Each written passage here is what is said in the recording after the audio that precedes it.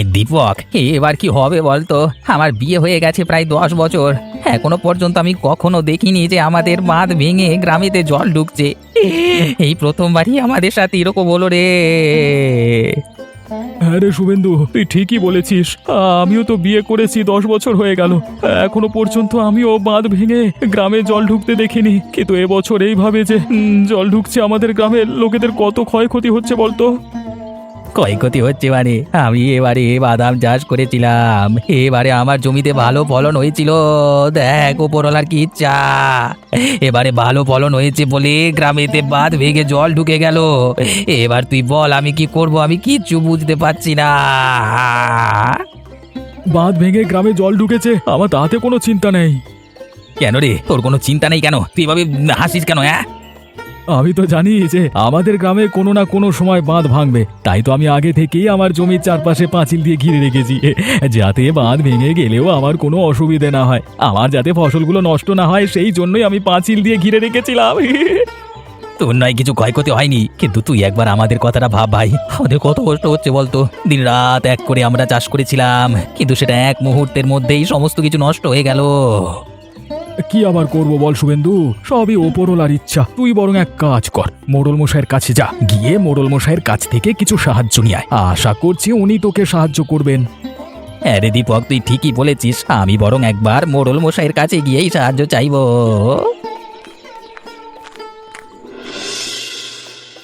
মোড়ল মশাই, মোড়ল মশাই, আপনি বাড়িতে আছেন? আপনার সাথে একটু দরকার ছিল। আরে শুভেন্দু যে, আয় আয়, ঘরে উঠে আয়। তা কি বল, কি হয়েছে? কি আমার বাড়িতে কি করতে এলি? কিছু অসুবিধা হয়েছে নাকি? অসুবিধা হয়েছে মানে? মোড়ল মশাই, আমি খুব বড় সমস্যায় পড়ে গেছি। আমার এবারে জমিতে ভালো ফলন ধরেছিল, ভেবেছিলাম সেবারে সেগুলোকে বিক্রি করে ভালো আয় হবে, কিন্তু তার আগেই দেখুন বাঁধ ভেঙে আমাদের গ্রামে জল ঢুকলো এবং আমার সমস্ত ফসল নষ্ট করে দিল। এবার আপনি বলুন আমি কি খাবো, কি পরবো, কিচ্ছু বুঝতে পারছি না। দয়া করে আপনি যদি কিছু সাহায্য করেন তাহলে খুব ভালো হতো। আমি বুঝতে পারছি এখন তোর মনের কি অবস্থা। এটা শুধু তোর বলে নয়, যার যার জমিতে ক্ষতি হয়েছে প্রত্যেক জনই আমার কাছে এসেছিল, কিন্তু আমি কাউকেই সাহায্য করিনি। তুই বল, আমি যদি প্রত্যেককে সাহায্য করি তাহলে আমার কাছে কি আর টাকা থাকবে? আমি কত টাকাই বা দেব? যাদের বাড়ি নেই তাদের জন্য একটা আশ্রয়ের ব্যবস্থা করেছি, দুবেলা খাওয়ার ব্যবস্থা করেছি। এবার তুই বল, এখানে আমি বা কি করব? তাও যদি আপনি আমাকে কিছু সাহায্য করতেন তাহলে ভালো হতো। না রে শুভেন্দু, আমি তোকে কিছু সাহায্য করতে পারবো না। তবে তোকে আমি একটা কথা বলছি, শোন। তোর কাছে এখন যা জমানো টাকা আছে তাই দিয়েই এখন খাওয়া দাওয়া কর। কদিন পর যখন আবার আমাদের গ্রাম থেকে জলস্তর নেমে যাবে তখন আমি একটা ব্যবস্থা করব। ঠিক আছে মোড়ল মশাই, তাহলে আমি এখন আসছি। আরে শুভেন্দু, তুই যা, বাড়ির দিকে যা। গিন্নি গো, ও গিন্নি, এবার যে আমাদের কি হবে আমি কিছু বুঝতে পারছি না গো গিন্নি। মোড়ল মশাইয়ের কাছে গিয়েছিলাম, মোড়ল মশাইও আমাদের সাহায্য করলো না, বললো যা জমানো টাকা আছে তাই দিয়েই এখন সংসার চালাতে, কিন্তু কিন্তু সেগুলো যদি এখন খরচ করে ফেলি তাহলে তাহলে ভবিষ্যতে আমাদের কি হবে? তাহলে দেখো, তোমার বন্ধু দীপক তো তার জমি চারপাশে পাঁচিল দিয়ে উঁচু করে এমন একটা উঠান মতো করে রেখেছিল। তাহলে তো তোমার বন্ধুর তো আশা করছি কোনো ক্ষতি হয়নি ফসলের। না গো গিন্নি, আমার বন্ধু দীপকের কোনো ফসলের ক্ষতি হয়নি, কিন্তু আমার ওর উপর একটা রাগ হচ্ছে, কারণ গ্রামের প্রত্যেকটা লোকের ক্ষয়ক্ষতি হলো শুধুমাত্র ওকে ছেড়ে। তাহলে তুমি একটা বুদ্ধি করো যাতে ওরও প্রত্যেকটা লোকের মতো ক্ষয়ক্ষতি হয়। হ্যাঁ গিন্নি, তুমি ঠিকই বলেছো, আমাকে কিছু একটা করে ওর ক্ষয়ক্ষতি করতেই হবে, না হলে আমি শান্তি পাবো না। কিন্তু কি বা করবো, কিছু তো ভেবে পাচ্ছি না। আমার মাথায় একটা বুদ্ধি এসেছে। কি বুদ্ধি গো গিন্নি, আমাকে তাড়াতাড়ি বলো। তুমি বরং আজ রাতে একটা হাতুড়ি নিয়ে তোমার বন্ধু দীপকের জমির কাছে যাও, আর গিয়ে ওই পাঁচিলটা হাতুড়ি দিয়ে একটুখানি ভেঙে দাও। তাহলে সেই ভাঙা অংশটার মধ্য দিয়ে জল ঢুকবে তার জমিতে, আর তারও ক্ষয়ক্ষতি হবে। বাহ গিন্নি, বুদ্ধিটা তো মন্দ নয়, বুদ্ধিটা কিন্তু ভালো বলেছো। এবারও বুঝতে পারবে সবসময় নিজেকে বড় মনে করা ভালো নয়। ঠিক আছে, তাহলে তুমি এখন তাড়াতাড়ি খেয়ে নাও, খেয়ে একটু বিশ্রাম করে নাও। তারপরে মধ্যরাতে আবার তোমার অনেক কাজ আছে। আমার আর খিদে নাই গিন্নি, তুমি খেয়ে নাও। দেখেছো তো গ্রামেতে এবার কেমন বাঁধ ভেঙে জল ঢুকেছে। হ্যাঁ গো গিন্নি, তার জন্য তো আমাদের গ্রামে অনেক লোকেরই অনেক ক্ষতি হয়েছে। তা তোমার বন্ধু শুভেন্দুর জমির কি অবস্থা? ওর জমিও কি জলের তলায় চলে গেছে? তার জলের তলায় যাবে না। আরে এবারে আমার বন্ধু শুভেন্দুর অনেক বাদাম চাষ করেছিল এবং ভালো ফলনও হয়েছিল। জানি না ওপরওয়ালার কি ইচ্ছে, সব ফসল নষ্ট করে দিল তার। সে তো আমার সামনে দুঃখ প্রকাশ করছিল, কিন্তু আমি বা কি করব। অবশেষে তাকে বললাম, তুই মোড়ল মশাইয়ের কাছে যা, গিয়ে কিছু সাহায্য চেয়ে নিয়ে আয়। আশা করি উনি কিছু সাহায্য করবেন। তার সাহায্য করেছে কিনা সেটা তুমি জানো? না না, সেরকম তো কিছু জানি না।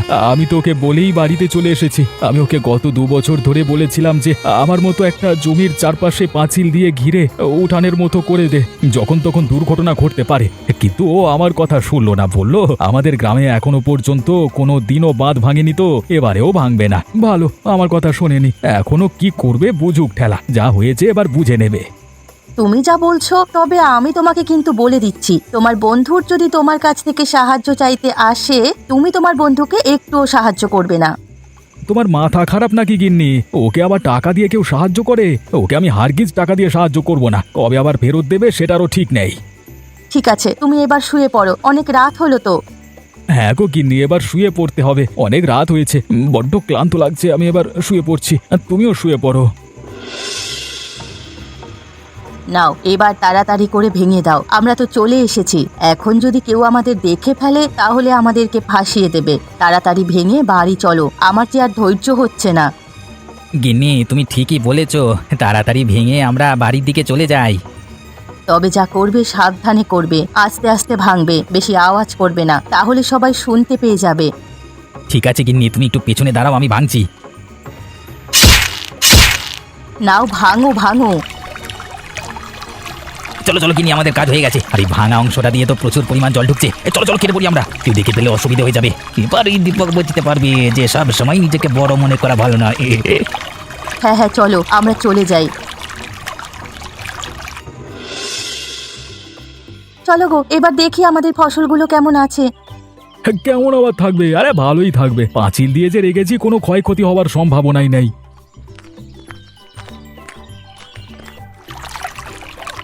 কি গো, কি দেখছি আমি? এখানে যে একটা বড় গর্ত, আর এই গর্তটার মধ্য দিয়ে যে প্রচুর পরিমাণে জল আমাদের ওই পাঁচিল ঘেরা জমিটার মধ্যে ঢুকে যাচ্ছে।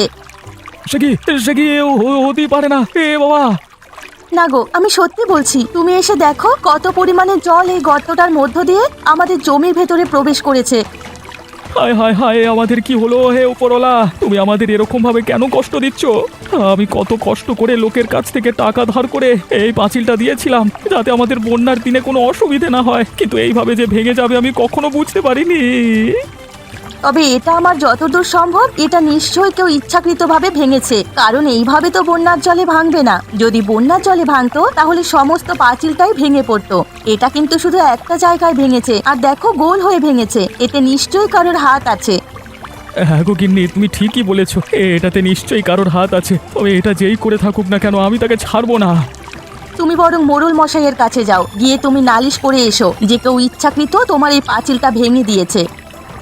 সে তো আমি নিশ্চয়ই যাব, কারণ এত বড় ক্ষতি আমার যে করেছে, এর প্রায়শ্চিত্ত তো তাকে করতেই হবে। গিন্নি, তুমি বাড়ির দিকে চলে যাও, আমি এখন মোড়ল মশাইয়ের কাছে যাচ্ছি নালিশ করতে। না গো, আমিও যাব তোমার সঙ্গে মোড়ল মশাইয়ের কাছে। ঠিক আছে গিন্নি, তাহলে চলো আমরা দুজনে মিলেই মোড়ল মশাইয়ের কাছে যাই। মোড়ল মশাই, মোড়ল মশাই, আপনি বাড়িতে আছেন? আপনার সাথে একটু দরকারি কথা ছিল। আরে বল বল, কি হয়েছে? এই অসময়ে আমার বাড়িতে তুই আর তোর গিন্নি কি করতে ছুটে এলি? তার আগে বলুন, আপনাকে এত কেন চিন্তিত লাগছে? কি আর করব বল, এত বছর ধরে আমাদের গ্রামেতে একবারও বাঁধ ভাঙেনি, কিন্তু এবছর কেন ভাঙলো আমি কিছুই বুঝতে পারছি না। এই বাঁধ ভাঙবার জন্য আমাদের গ্রামের কত লোকের ঘরবাড়ি ভেঙে গেছে, কারো ফসলের ক্ষতি হয়েছে, এবং অনেকজনের তো ঘরবাড়ি, কি আর বলবো, তাদেরকে আশ্রয়, দুবেলা খাবার ব্যবস্থা করেছি। আবার এর পেছনে অনেক টাকা খরচ হয়ে গেছে, সেই জন্য একটু চিন্তায় আছি। তা তুই বল তো, তুই কেন আমার কাছে এসেছিস? মোড়ল মশাই, জানেন, আমি আমার জমির চারপাশে পাঁচিল দিয়ে ঘিরে রেখে একটা কি বলবো, উঠানের মতো করে রেখেছিলাম, যাতে বন্যা হলেও আমাদের ফসলের কোনো ক্ষতি না হয়। আর জানেন কি হয়েছে? আজকে সকালে আমি আর আমার গিন্নি যখন জমির কাছে যাই, সেখানে গিয়ে দেখি বড় গর্ত হয়ে আছে সেই পাঁচিলটার মধ্যে, এবং পাঁচিলটার মধ্যে দিয়ে প্রচুর পরিমাণে জল ঢুকছে জমিতে। তাতে কি হয়েছে? জলের চাপে হয়তো পাঁচিলটা ভেঙে গেছে। না না মোড়ল মশাই, এটা যদি জলের চাপে ভাঙতো তাহলে আমার পুরো পাঁচিলটাই ভেঙে পড়ে যেত। আর এটা শুধু একটা দিক ভেঙেছে, এবং সেটা গোল হয়ে ভেঙেছে। আমার দৃঢ় বিশ্বাস এটা কেউ নিশ্চয়ই ইচ্ছাকৃত করে ভেঙেছে, তাই তো আপনার কাছে নালিশ করতে এলাম। হ্যাঁ মোড়ল মশাই, এটা কেউ ইচ্ছাকৃত করেই ভেঙেছে। ঠিক আছে, তুই যখন নালিশ করেছিস আমি এই ব্যাপারটা ভেবে দেখব। এখন তো আমার সহকারী নেই, সে কিছু কাজের জন্য পাশের গ্রামে গেছে। সে আসুক, আমি তাকে সমস্ত ঘটনা খুলে বলবো, তারপর এই বিষয় নিয়ে তদন্ত করব। ঠিক আছে মোড়ল মশাই, আপনি যত তাড়াতাড়ি সম্ভব এই দোষীকে খুঁজে আনবার ব্যবস্থা করুন মোড়ল মশাই, নাহলে আমরা যে ভেসে যাবো। হ্যাঁ, এখন আসছি মোড়ল মশাই। যাই যাই, তাড়াতাড়ি বাড়ির দিকে যাই, বড্ড খিদে পেয়ে গেছে। গিন্নির হাতে কিছু একটা খেতে হবে, খিদে জ্বালায় পেটে ছুঁচে এবার ডন দিচ্ছে। কেলা সুগেন্দ্র দত্তের গিন্নি ঘরে বসে ফিস করে কি কথা বলছে, শুনতে হচ্ছে তা? হ্যাঁ, এবারে বুঝতে পারবে দীপক, কত ধানে কত চাল। হ্যাঁ, সব সময় নিজেকে বড় মনে করা ভালো নয়। ও যে পাঁচিলটা দিয়েছিল ওটা তো ভেঙে দিয়েছে, তার উপর আবার জমির মধ্যে সমস্ত জল ঢুকছে, ওর তো এবার প্রচুর ক্ষতি হয়েছে। হ্যাঁ গো, তুমি ঠিকই বলেছ। এবার তো তোমার বন্ধু দীপকেরও প্রত্যেকের মতো ক্ষয়ক্ষতি হবে। হ্যাঁ গো গিন্নি, সে তো হবেই। তা গিন্নি খিদে পেয়েছে, আমাকে কিছু একটা খেতে দাও না গো। এই তো গো, আর একটুখানি দাঁড়াও, রান্না তো প্রায় শেষের পথেই। রান্না হয়ে গেলেই আমি তোমাকে খেতে দিচ্ছি। তার মানে এরা দুজনে মিলে দীপকের কিছু একটা ক্ষতি করেছে। আচ্ছা, আমি তো পাশের গ্রামে ছিলাম, আমি কিছুই জানি না। আমি বরং মোড়ল মশাইয়ের কাছে গিয়ে সমস্ত ঘটনা খুলে বলি যে শুভেন্দু আর তার গিন্নি মিলে দীপকের ক্ষতি করেছে, আর মোড়ল মশাইকে বলে এদের শাস্তির ব্যবস্থা করতে হবে। যাই, বাড়ির দিকে যাই।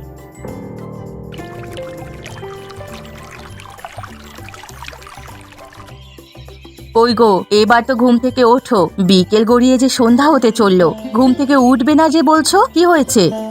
গিন্নি গিন্নি, আমি বিছানা ছেড়ে উঠতে পারছি না কেন গো? ও গিন্নি, আমার মাথায় প্রচন্ড লাগছে গো। ও গো, আমার মাথায় একটু টিপে দাও না। ও গিন্নি। কেন গো, তোমার আবার কি হলো? তোমার মাথায় লাগছে কেন? কি জানি গিন্নি, কেন লাগছে কিচ্ছু বুঝতে পারছি না। এ কি, তোমার কপালটা এত গরম কেন? তোমার তো মনে হচ্ছে জ্বর এসেছে। জ্বরে গোটা হাত পা একেবারে পুড়ে যাচ্ছে। হয়তো আগের দিন রাতে এক কোমর জলে ওদের পাঁচিলটা ভাঙতে গেছিলাম, সে সময় হয়তো আমার জ্বর চলে এসেছে। তুমি অত চিন্তা করো না, সব ঠিক হয়ে যাবে। চিন্তা করবো না মানে? একে তো বন্যার দিন, তার উপর আবার তোমার জ্বর এসেছে। একবার ডাক্তারের কাছ থেকে ঘুরে আসতে হবে। গিন্নি, তুমি এত উত্তেজিত হয়েও না, আমার কিচ্ছু হবে না। কিছু হোক আর নাই হোক, তুমি একবার আমার সাথে সন্ধ্যাবেলায় ডাক্তারের কাছে যাবে, ব্যাস। ঠিক আছে গিন্নি, তাই হবে। তুমি বলছো যখন, আমি ডাক্তারের কাছে যাব। যাক গিন্নি, তাহলে নালিশ করে দিয়েছি। এবার মোড়ল মশাইয়ের কাজ শুরু হলে কে যে এরকম কাজটা করেছে আমাদের সাথে সেটা বোঝা যাবে। আরে দাঁড়াও দাঁড়াও, তুমি কি কিছু শুনতে পাচ্ছ? কি শুনবার কথা বলছো তুমি? আমি তো কিছু বুঝতে পারছি না। আমার যেন মনে হচ্ছে আমাদের ওই পাঁচিল ঘেরা জমির উঠোনের মধ্যে কিছু একটা লাফালাফি করছে, তারই শব্দ যেন শোনা যাচ্ছে। তুমি ভালো করে শোনো, তুমিও শুনতে পাবে। আরে তাই তো গিন্নি, কি একটা লাফালাফি করছে, চলো তো গিয়ে দেখে আসি। আরে ওই দেখো, আমাদের ওই ফাটা অংশটা দিয়ে যে জল ঢুকেছিল, সেই জলটার মধ্যে দিয়ে অনেকগুলো রুই কাতলা মাছ আমাদের এই পাঁচিলটার মধ্যে ঢুকে গেছে। আরে তাই তো গো গিন্নি, আমাদের পাঁচিলটা ভেঙে দিয়েছে। সে তো আমাদের অনেক লাভবান করে দিয়ে গেছে। আমরা এই ফসল বিক্রি করে এত টাকা পেতাম না, কিন্তু এখানে তো অনেক মাছ আছে। সেগুলোকে যদি আমরা বিক্রি করি তাহলে তো আমরা দ্বিগুণ টাকা পাবো। তাহলে দেখো, উপরওয়ালা ঠিকই আছেন। উপরওয়ালা যখন দেয় একেবারে কপাল খুলে দেন, যেমন আমাদের এখন দিয়েছেন। সত্যি গিন্নি, আমি কখনো ভাবিনি যে আমাদের এই পাঁচিল ঘেরা উঠানটার মধ্যে এরকম ভাবে রুই কাতলা মাছগুলো চলে আসবে। হ্যাঁ গো, আমিও কল্পনা করতে পারিনি যে এইভাবে মাছগুলো আমাদের এই উঠানের মধ্যে চলে আসবে। তাহলে লোকে যে প্রবাদটা বলে, ঠিকই বলে যে যা হয় ভালোর জন্যই হয়। গিন্নি গিন্নি, চলো তাহলে এখন আমরা বাড়ির দিকে যাই। ডাক্তারবাবু, ও ডাক্তারবাবু, আমার স্বামীর প্রচন্ড শরীর খারাপ। দেখুন না আমার স্বামীর কি হয়েছে। কই দেখি কি হয়েছে। তোমার স্বামী তো ডেঙ্গু হয়েছে। হয়তো তোমার স্বামী জলে নেমে কিছু করছিল, আর সেখানে হয়তো কোনো মশা তাকে কামড় দিয়ে চলে গেছে, তার থেকেই ডেঙ্গুটা হয়েছে। হে উপরালা, হে আমার কি হলো? আমি লোকে খারাপ করতে গিয়েছিলাম আর আমারই খারাপ হয়ে গেল। হে উপরালা, তুমি আমাদের এইরকম ভাবে শাস্তি দিও না। তুমি এত চিন্তা করো না, আর তোমার স্বামী একদম সুস্থ হয়ে যাবে, কিন্তু তার জন্য একটা ইঞ্জেকশন দিতে হবে। সেই ইঞ্জেকশনের প্রচুর দাম। তোমরা কি সেই দাম দিতে পারবে? তাহলে আমি সেই ইঞ্জেকশন তোমার স্বামীকে দিয়ে দেবো। আর যদি সেই ইঞ্জেকশন না দেওয়া যায় তাহলে তোমার স্বামী 2 দিনের মধ্যেই মারা যাবে। ডাক্তারবাবু, আমাদের কাছে তো অত টাকা নেই। আপনি আমার এই সোনার কানে দুটো রাখুন, তবু আমার স্বামীকে বাঁচিয়ে দিন, যে করেই হোক।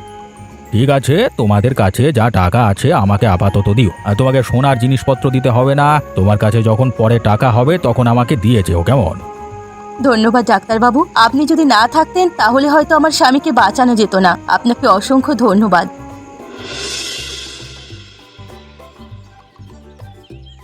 মোড়ল মশাই, আপনার সাথে একটা দরকারি কথা আছে। কি হয়েছে রে? কি দরকারি কথা, তাড়াতাড়ি বল।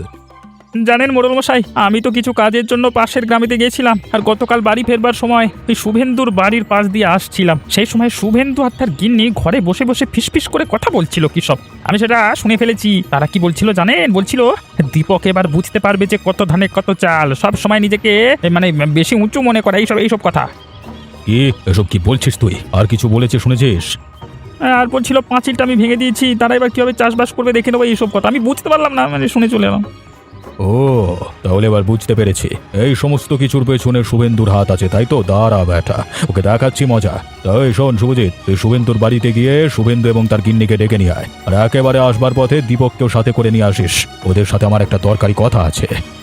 ঠিক আছে মোড়ল মশাই, আপনি যখন বলছেন তাহলে আমি ওদেরকে এক্ষুনি নিয়ে চলে আসছি আপনার কাছে। আরে হ্যাঁ, তাড়াতাড়ি যা, তাড়াতাড়ি গিয়ে শুভেন্দু আর তার গিন্নিকে আমার সামনে নিয়ে আয়।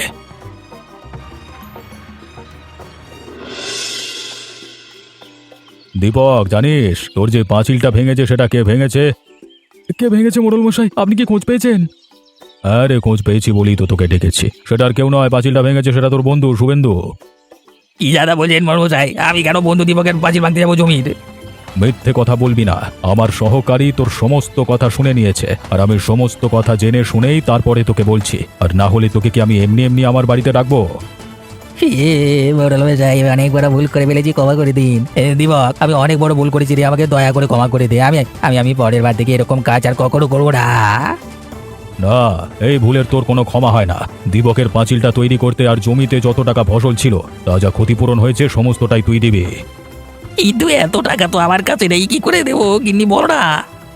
থাক মোড়ল মশাই, ওকে আর আমার টাকা ফেরত দিতে হবে না। ও যে পাঁচিলটা ভেঙে দিয়েছিল, সেই পাঁচিলটার মধ্য দিয়ে আমার ওই জমিতে অনেকগুলো রুই কাতলা মাছ ঢুকে গেছে। সেগুলো বিক্রি করে আমি দ্বিগুণ টাকা কামিয়ে নেব। তবে আমি শুভেন্দুকে একটা কথাই বলছি, এবারের মতো তোকে ছেড়ে দিলাম। যদি দেখি পরের বারেও তুই আমার সাথে এরকম কাজ করছিস, তাহলে কিন্তু আমি আর তোকে ছেড়ে দেব না। দেখ শুভেন্দু, এটাই হলো তোর আসল বন্ধু, যে তোর খারাপ সময়েও তোর পাশে এসে দাঁড়িয়েছে। ওর এত টাকা ক্ষতি হওয়ার পরও তোর কাছ থেকে একটা টাকাও নেয়নি। ঠিক আছে, তাহলে তোর এখন বাড়ির দিকে যা। আর শুভেন্দু, এর পরের বার আর এ কাজ করিস না, ঠিক আছে?